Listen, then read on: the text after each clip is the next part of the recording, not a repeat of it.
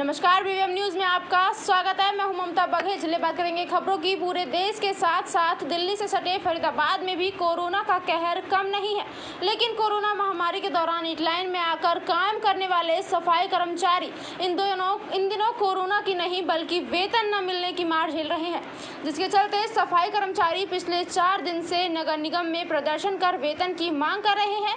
लेकिन कर्मचारियों का आरोप है कि उन्हें वेतन देना तो दूर, नगर निगम के कमिश्नर यशपाल यादव ने आकर उनसे बात तक नहीं की, जिसके चलते उन्होंने चेतावनी दी है कि जब तक उनका वेतन नहीं मिलता तब तक उनका धरना प्रदर्शन यूं ही जारी रहेगा। तस्वीरें फरीदाबाद नगर निगम की हैं, जहां पर नगर निगम के कर्मचारी चौथे दिन भी तनख्वाह की मांग को लेकर धरना प्रदर्शन कर रहे हैं।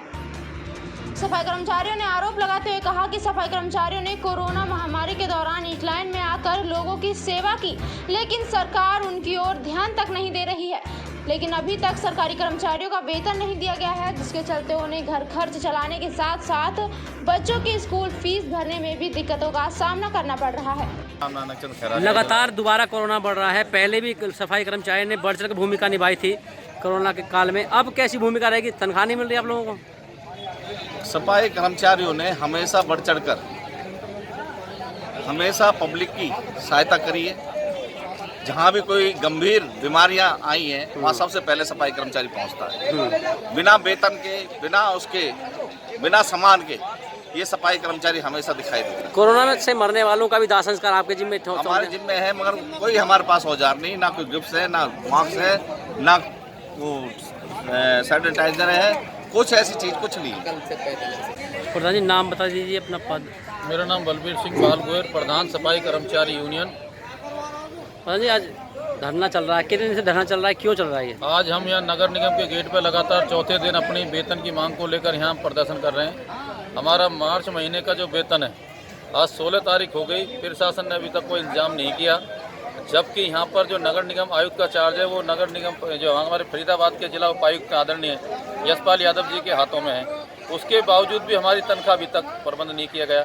आज कोरोना काल है, हम ये चाहते हैं कि हमारे भी घर पर राशन होना चाहिए समय पर। आज एडमिशन भी चल रहे हैं, एडमिशन भी हमारे को बच्चों को करना है। फिर शासन कब तक हमारी वेतन का प्रबंध करेगा? बड़े अफसोस। करेंगे अगली खबर की। हरियाणा की औद्योगिक नगरी फरीदाबाद के दमकल केंद्रों का हाल राम भरोसे है। फरीदाबाद में मात्र 11 गाड़ियों से पूरे शहर की अग्निशमन सेवा को संचालित करने की कोशिश की जा रही है, जो कि नाकामियों में विफल होती दिखाई दे रही है। हालांकि फिलहाल तापमान की बात करी जाए तो मात्र 40 डिग्री सेल्सियस के करीब पहुंचा है। जब गर्मी अपने पूरे चरम पर होगी, उस समय के हालातों पर काबू पाना अग्निशमन विभागों के लिए एक टेढ़ी खीर साबित हो सकता है। हालांकि फरीदाबाद में लगातार जिस तरीके से हाई राइज बिल्डिंग बदसूर बनाई जा रही हैं, उनसे निपटने के लिए भी दमकल विभाग के पास पर्याप्त संसाधन नहीं दिखाई दिए। सेक्टर 15 दमकल विभाग के ऑफिसर आरडी भारद्वाज ने बताया कि फरीदाबाद में फायर ब्रिगेड की गाड़ियां कम है। गाड़ियों की कमी को लेकर सरकार को कई बार पत्र लिखा जा चुका है, पर अभी तक गाड़ियां मिल नहीं पाई हैं। जल्दी इस कमी को भी पूरा कर लिया जाएगा। देखिए, ये तो गर्मी का सीजन है हमारे पास अब इस समय, लेकिन हमारे लिए 12 मास सीजन ही होता है। हम हर समय के लिए, हर टाइम के लिए बिल्कुल तैयार, रेडी पोजीशन में होते हैं। हमारे लिए सभी सीजन। बात करी जाए सर, गर्मियों में अक्सर आगजनी की घटनाएं अधिक होती हैं, तो कितनी गाड़ी हैं टोटल फरीदाबाद के अंदर दमकल की गाड़ी, और कितनी गाड़ियों की और कमी दिख रही है आपको? गाड़ियाँ की हमने और डिमांड कर रखी है वैसे, और ये महसूस भी होता है जब गर्मी का सीज़न थोड़ा सा और ज़्यादा अपने जोरों पे होता है, अपने यौवन पे होता है, जो अग्नि दुर्घटनाएं, जब महसूस होता है कि हमें 4 से 6 गाड़ियाँ और चाहिए, तो ये हमने डिमांड किया हुआ है और तब हमें ज़रूरत महसूस होती है। अच्छा, डेली की कॉल करी जाए तो कितनी कॉल आ जाती हैं महीने के अंदर एवरेज? देखिए, उसमें क्या तो 6 कॉल आ गई हैं, 10 कॉल आ गई हैं, हो सकता है कि 10 से 12 भी हो जाती हैं, और क्या तो 2 फायर कॉल हो जाती हैं, उसमें भी अग्नि का संतोष। बढ़ते कोरोना की देश में कोरोना की दूसरी लहर का खौफनाक प्रकोप चल रहा है। ऐसे में फरीदाबाद वासी कोरोना से बेखौफ नजर आ रहे हैं। फरीदाबाद के बाजारों की बात करें तो कुछ एक लोगों को छोड़कर बिना मास्क के लोग नजर आ रहे हैं। ग्राहकों के साथ साथ दुकानदार भी कोरोना से बचने के लिए सावधानी नहीं बरत रहे हैं। कई लोग मीडिया के कैमरे को देखकर मुंह पर कपड़ा लपेटते हुए नजर आए। उन लोगों से मास्क न लगाने की वजह पूछी गई तो वे बहानेबाजी करते हुए नजर आए। ऐसे में फरीदाबाद प्रशासन को कोरोना पर रोक लगाने के लिए सख्ती से पेश आना होगा। आपको बता दें कि फरीदाबाद में हर रोज लगभग 900 से ज्यादा लोग संक्रमित पाए जा रहे हैं और ये संख्या दिन प्रतिदिन बढ़ती जा रही है। वहीं मौतों का आंकड़ा भी उछाल मार रहा है। हालांकि शहर के कई हिस्सों में पुलिस मास्क के चालान भी काट रही है, लेकिन ऐसा लगता है कि लोगों में कोरोना का कोई खौफ दिखाई नहीं दे रहा है। देखना होगा प्रशासन इस लापरवाही से कैसे निपटेगा। अंदर ही रखा है मैंने। अब मतलब ऐसे घूम रहे हो आप? मैं घूमने में यही काम ही कर रहा हूँ ना। अच्छा, तो काम करते वक्त नहीं लगाएंगे मास्क? लगाते हैं सर। अभी नहीं लगाया हुआ? अभी नहीं। डर नहीं लगता आपको कोरोना हो जाएगा? डर लगता है, डर लगता है। ज़्यादा फैल लगा ले रहा हूँ। मास्क नहीं लगाया हुआ आपने? मास्क नहीं, घर है सामने। या लगना ही डर नहीं लगता अगर बगैर मास्क के घूमते बाजारों में? नहीं, अभी 2 मिनट के लिए सामान पूजा करने थी, माचिस लेने गए थे पड़ोस से। अच्छा, तो लेकिन मास्क लेके भी जा सकते मास्क रखा हुआ है मेरे पास। मास्क लगाना चाहिए, बहुत ज़्यादा बढ़ रहा है। क्या कुछ कहना चाहेंगे अपने लिए भी या औरों के लिए भी? मास्क लगाएं। हाँ, मास्क ज़रूरी है, मास्क लगाना चाहिए, बहुत ज़रूरी है इस चीज़ के लिए। कोरोना से बचना महामारी से, तो मास्क बहुत ज़रूरी है। मास्क क्यों नहीं लगाया हुआ आपने? सर जी, बात करने के लिए थोड़ा सा भी नीचे तो करना ही पड़ता है, 1 सेकंड के लिए। तो मास्क है कहाँ आप पे? मास्क तो है, जेब के अंदर था, लेकिन ये स्वापी ही मास्क है अपनी को। अच्छा, हाँ बोलिए सर। डर नहीं लगता आपको कोरोना से? बहुत ज़्यादा डर लगता है, लेकिन उस मालिक पे विश्वास है। अच्छा, आज तक तो ऐसा हुआ नहीं है। अच्छा। आप जैसे भी मेट्रो से भी हॉस्पिटल में आए, ये शनि मंदिर है मेरे पास में ही। अच्छा अच्छा। और महाराज जी की कृपा है, जिसको हाथ धर दिया उसका काम तो बढ़िया ही हो जाता है। मास्क नहीं करने लगाने वाला। खबर का हरियाणा सरकार ने शनिवार और रविवार को बैग की कमी होने के चलते 2 दिन के लिए किसानों की फसल की खरीद फरोख्त बंद कर दी है।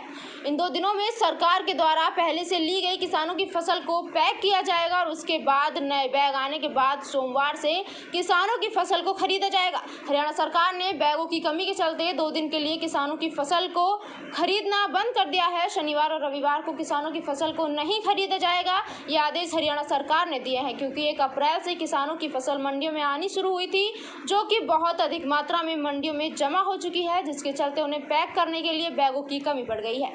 फसल खुले में खराब होने की आशंका के चलते हरियाणा सरकार ने यह फैसला लिया है कि शनिवार और रविवार को इन 2 दिनों में सरकार किसानों की फसल को पैक करके गोदामों तक पहुंचाएगी। इसके 2 दिन बाद किसानों की फसल की खरीद फरोख्त सुचारू रूप से चालू हो जाएगी।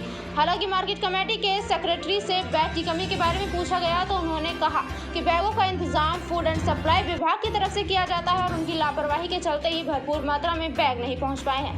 लेकिन जहाँ एक तरफ किसानों की 6 महीने की कमाई कर तैयार हो चुकी है, वहीं दूसरी ओर मौसम के बिगड़ते मिजाज के चलते किसानों के चेहरों पर सिकन जरूर दिखाई दे रही है, क्योंकि यदि मौसम ने इसी तरीके के हालात रखे तो कहीं ना कहीं किसानों की 6 महीने की मेहनत पर पानी फिर सकता है, जिसका खामियाजा किसानों को ही भुगतना पड़ेगा।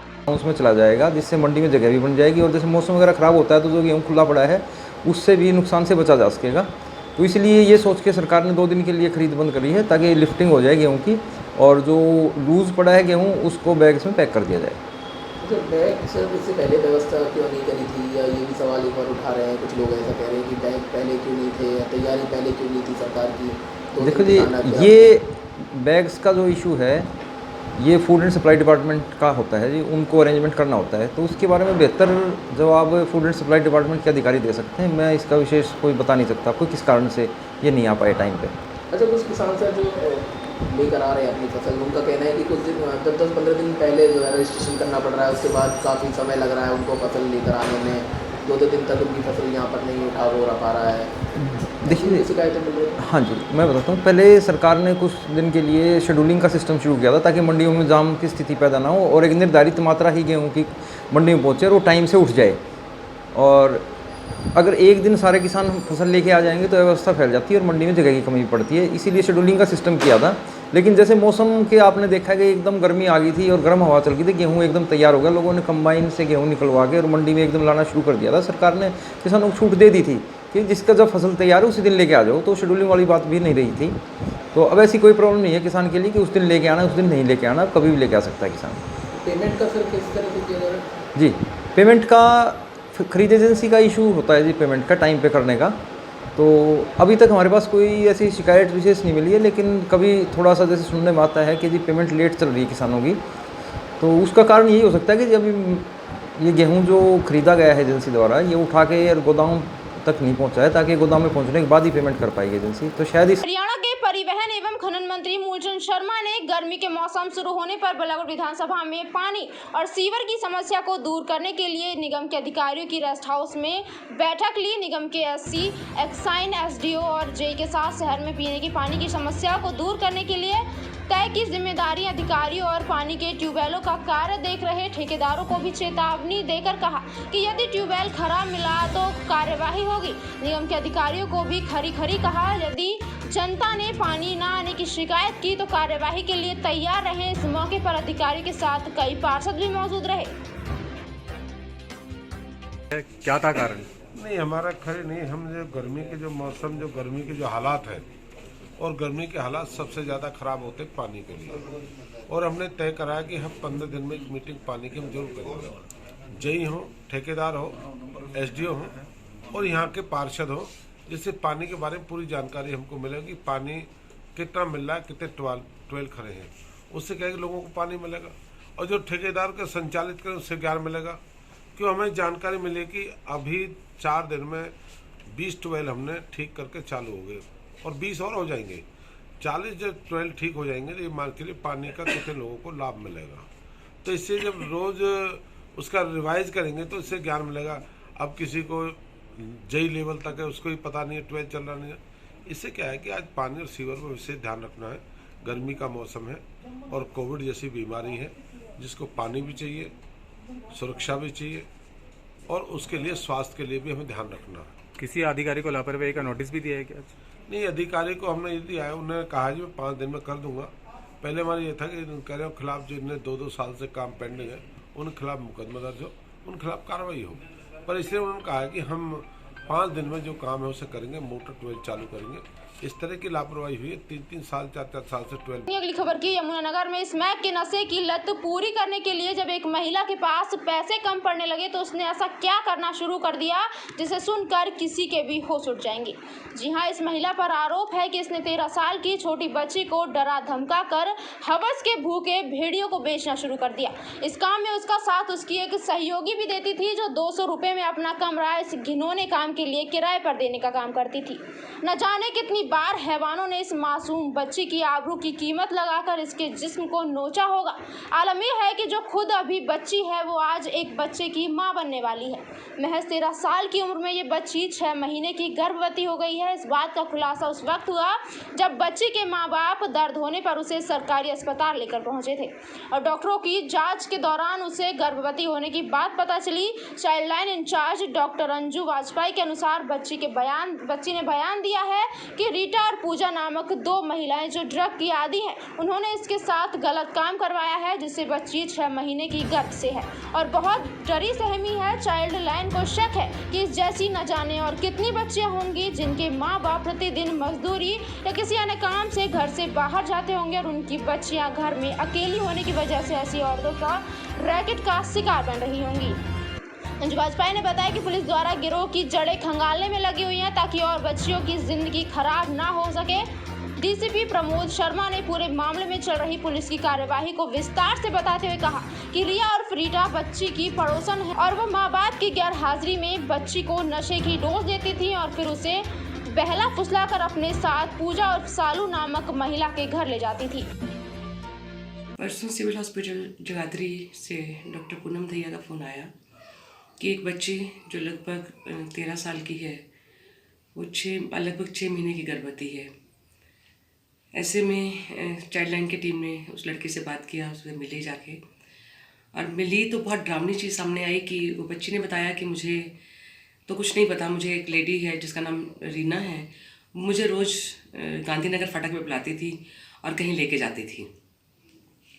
अब सबसे बड़ा चुनौती हमारे सामने ये थी कि पहले उस औरत के ऊपर दबिश डाली जाए जो औरत उसको यूज़ कर रही थी। तो पुलिस ने बहुत ही मुस्तैदी से काम किया और उस औरत को अरेस्ट किया, जिससे मालूम पड़ा कि वो शायद ड्रग्स की भी आदी है और ऐसा लगा कि वो अपनी ड्रग्स की नीड्स को पूरा करने के लिए इस तरह की बच्चियों को यूज़ करती है। उसके साथ ही एक ऐसी लेडी का भी पता चला जो 200 रुपये में अपना कमरा किराए पे देती थी। ये अब चुनौती दूसरी ये थी कि सिर्फ ये अकेली बच्ची नहीं हो सकती, ऐसी वो तमाम बच्चियों को यूज़ करती होंगी। तो एक तरफ इस बच्ची की प्रोटेक्शन थी, इस बच्चे के साथ जो होना था होगा, लेकिन जो बाकी तमाम बच्चियां उनके चंगुल से बच सकती थी उनको बचाना भी बहुत ज़रूरी था। तो पुलिस ने खैर उसको अरेस्ट कर लिया है। अब इस बच्ची का मेडिकल होगा, मालूम पड़ेगा कि आगे क्या हो सकता है। CWC डिसाइड करेगी कि अबॉर्शन हो सकता है नहीं हो सकता, उसकी परमिशन यहाँ से ही हो जाएगी या हाई कोर्ट से लेनी पड़ेगी। करेंगे भिवानी के लघु सचिवालय में उपायुक्त ने अचानक नई DC के रूप में एक लड़की ने पदभार ग्रहण किया है। हालांकि पदभार कुछ घंटों के लिए था। कुछ देर तक DC मैडम ने अधिकारियों की बैठक ली और उन्हें दिशा निर्देश दिए। DC साहब भी साथ लगे सोफे पर बैठे सारी प्रतिक्रियाओं पर नजर बनाए हुए थे। वुमेन वीक के दौरान आयोजित मास पार्लियामेंट में अव्वल स्थान पर रहने वाली राजकीय कन्या वरिष्ठ माध्यमिक विद्यालय की 11वीं कक्षा की छात्रा भारती को उपायुक्त जसवीर सिंह आर्य ने अपनी घोषणा के अनुरूप लघु सचिवालय स्थित अपने कार्यालय में अपनी चेयर पर बिठाया। इस दौरान भारती ने पूरे आत्मविश्वास के साथ अधिकारियों के साथ बैठक की और कोविड महामारी संक्रमण से बचाव के लिए निर्देश दिए। उन्होंने उपायुक्त कार्यालय में आए लोगों की समस्याएं भी सुनी। उपायुक्त की कुर्सी पर बैठते ही भारती ने सबसे पहले उपायुक्त श्री आर्य, अपने स्कूल प्रशासन स्टाफ और अपने माता पिता का आभार जताया और कहा कि स्कूल में बहुत मेहनत करवाई जा रही है। इसी का परिणाम है कि उनके स्कूल की छात्राओं को आगे आने का अवसर मिला है। कोरोना के बढ़ते केसों के बारे में आप क्या कहना चाहेंगी और कैसे रोकथाम हो इनकी, और जो दिन ब दिन बढ़ते जा रहे हैं कोरोना के केस, उनको लेकर बेड भी कम पड़ रहे हैं तो हॉस्पिटल में, तो उसके लिए भी आप क्या निष्कर्ष और क्या समाधान निकालना चाहेंगे? सबसे फर्स्ट तो यही है कि भाई लोगों के अंदर क्या है, कोरोना है तो मास्क तो मतलब कंपलसरी है ही। तो उसके कई लोग क्या है, मास्क कैसे लगाएंगे, यहाँ तक होगा, ज़्यादा यहाँ तक होगा, नाक को पूरा इसका मतलब ये नहीं इतना हिस्सा कवर कर लिया। नाक से कोरोना फैलता है, इसलिए सांसों के दौरान तो हमने पूरा मुंह फेस को कवर करके रखना है और सोशल डिस्टेंसिंग का पालन करना है। सैनिटाइज का प्रयोग करें और कहीं बाहर जाएं तो मार्केट में कहीं भी जाएं तो सैनिटाइज और दूरी बनाए रखें, 2 गज की दूरी, मास्क जरूरी। बात करेंगे पानीपत की। पानीपत के विजयनगर में एक बिल्डर को पिस्तौल के बल पर अपहरण करने का मामला सामने आया है। बिल्डर से अपहरणकर्ताओं ने 5 लाख की रंगदारी मांगी है। अपहरणकर्ता बिल्डर को उसी के ही गाड़ी में अपहरण करके ले गए। अपहरणकर्ता बिल्डर को एक दुकान में ले गए और वहां जाकर उसके साथ मारपीट की। वहीं बिल्डर ने अपनी पत्नी को फोन करके सूचित किया और 5 लाख रुपए अपहरणकर्ता को देने की बात कही। पत्नी ने सूझबूझ दिखाते हुए पुलिस को सूचित किया। सूचना पाकर मौके पर पुलिस पहुंची और बिल्डर को अपहरणकर्ताओं से छुड़वाया।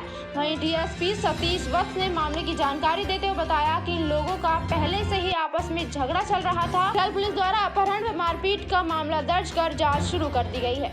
हमारा तो काम है पैसे मांगने की, इन्होंने फिरौती मांग रहे थे बार बार, पहले भी कई बार धमकी आई है कि ऑफिस पे आ जाओ, पैसे दे जाओ। कितने पैसे की बात हुई आपसे? मेरे को जब उठा के ले गए मेरी गाड़ी समेत, और क्या नाम जो है 10-12 आदमी थे गाड़ी और जो है क्या नाम पुलिस ही उनको उठा के लाई है। फिर वहाँ से मेरे को अपने ऑफिस में पीट पाट के इन्होंने ऑफिस में बैठा रखा था। 5 लाख रुपए बोला, अपनी घरवाली को फोन करो 5 लाख रुपए लेकर। आपने फोन किया? हाँ जी, मैंने अपनी घरवाली को फोन किया था। मेरी घरवाली ने तुरंत पुलिस को फोन करा 100 नंबर पे और पुलिस को लेके पहुंची हूँ वहाँ पर। तो क्या आप कैसे जानते कैसे आप उन लोगों को? पड़ोस में सारा कुछ है जी, अब जिसका काम ठीक ठाक चलता देखते हैं वही काम करते हैं। सबसे कहते हैं। आप काम क्या करते हैं? मेरा काम जी बिल्डर का है, जो सड़ बनते हैं, सड़ का काम है मेरा। तो फिर क्या आप पुलिस तक मेरी मिसेज को मैंने फोन किया था, भाई ऐसे है, मेरे को उठा के लाए हैं। उसमें एक शिव कुमार नाम के आदमी को उन्होंने 2-3 लड़कों ने उठाया और उसके साथ मारपीट की है। उन्होंने ये आरोप लगाए हैं, तो उसके बारे में FIR हमने दर्ज कर लिया, अपहरण की मारपीट की FIR दर्ज कर ली है और लड़कों को काबू कर लिया है और फर्दर इन्वेस्टिगेशन उसमें हम कर रहे हैं।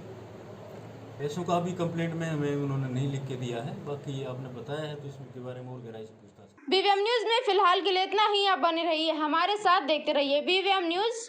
नमस्कार।